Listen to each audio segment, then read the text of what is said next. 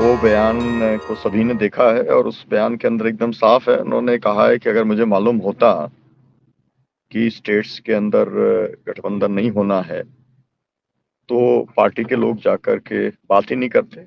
उन्हें है इसलिए वो गए थे। और फिर उन्होंने ये भी कहा कि वो फोन ही नहीं उठाते। और फिर ठीक है, जब आएंगे तब देखा जाएगा।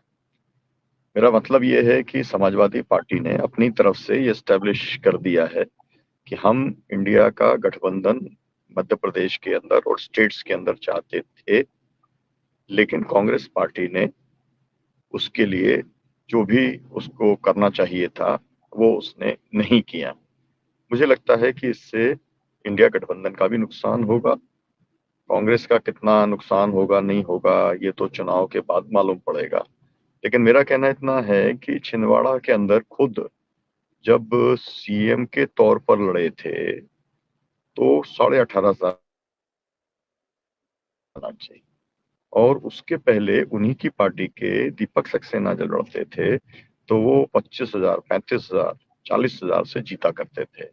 मतलब कम वोट से जीते, और एक बहुत ही अननोन फेस की मैं बात आपसे कर रहा हूँ।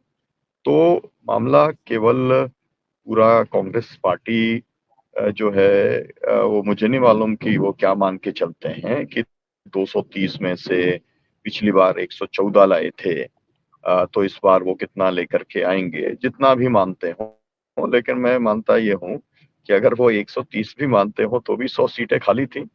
और अब क्योंकि टिकट का जो वितरण हुआ है कांग्रेस में, वो पूरा का पूरा वो कहते हैं कि सर्वे के आधार के ऊपर हुआ है, किसी स्तर के ऊपर कोई गुटबाजी नहीं है। हालांकि ऐसा नहीं है। तो खैर, अगर उनके सर्वे के अंदर जो लास्ट 100 सीट्स थी जिसके अंदर उन्हें किसी भी हालत के अंदर जीतना नहीं है, तो अगर वो चाहते तो वो एडजस्टमेंट करने का काम कर सकते थे। तो मुझे ऐसा लगता है कि एक बात तो ये है कि इसको पूरे जो कुछ हुआ है उसको देखा जाए कमलनाथ की व्यक्तिगत एरोगेंस के साथ। दूसरा तरीका ये है यही कि बात। इसको देखा जाए कि कांग्रेस की जो लीडरशिप है उसके साथ में देखा जाए।